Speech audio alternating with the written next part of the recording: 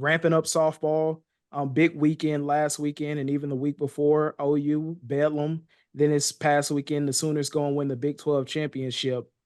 Kicking off, OU is going to be the number 2 seed this weekend in regional action. Eric, I want to kick this question to you first. Should the Sooners, winners of the last 3 national championships, be the favorite to win it again? I wouldn't bet against them, Jawan. I think this is their time of year, the month of May, going into June. Patty Gasso even said that they're beginning to look like the team she's familiar with.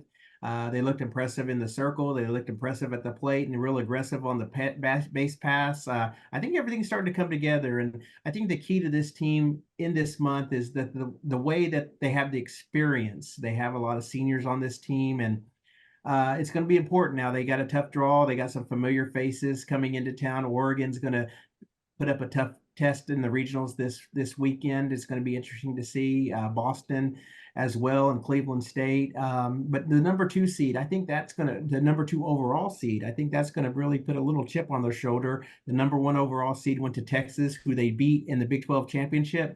I just wonder if that's going to give them a little bit of motivation going into this tournament. That may be the motivation they need to push them a little bit this year too. So I really think going in, they'll be the favorite this year. There's a lot to be said for knowing how to win. And so I think back, Eric, to the Chiefs winning it all last year when they were what? Over the whole of the season in the NFL, maybe the 4th or 5th best team, right? But yet when it was winning time, Kansas City found a way to get it done because they know how to win and because they had a great head coach and there's this great mystique about them. And then so I kind of view OU in the same way. Patty Gasso, this is her time. OU knows how to win, and OU is the most comfortable of any program at Hall of Fame Stadium or Devon Park.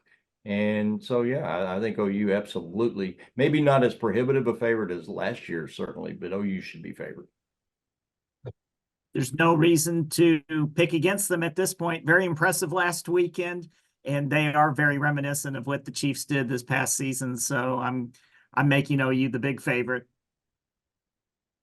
Before we move on to the next topic, Eric, I kind of want to ask you this because maybe the fans are a little intrigued about this. They go into Bedlam, they drop the first 2 games, and then they win that finale. What has really been the difference between those first 2 losses against OSU compared to what they did last week in the Big 12 tournament? I think it's just coming together as a team and understanding that they have to play well every night. I think it was the pitching, Kelly Maxwell. She's really kind of come upon her own. I think it's understanding that you have to go to the plate. You had to go play with purpose. You can't make bad pitches against good teams.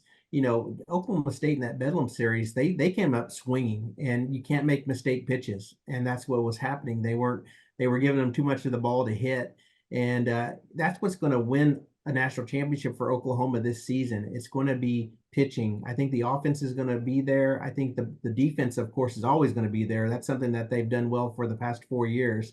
Pitching is going to be key in the postseason for Oklahoma. They're going to have to depend on Kelly Maxwell, Kirsten Deal, Carly Keeney, Nicole May, who came in the Big 12 tournament big, got the last 5 outs of the tournament. So I think pitching is going to be just extremely critical for this team to win a national championship.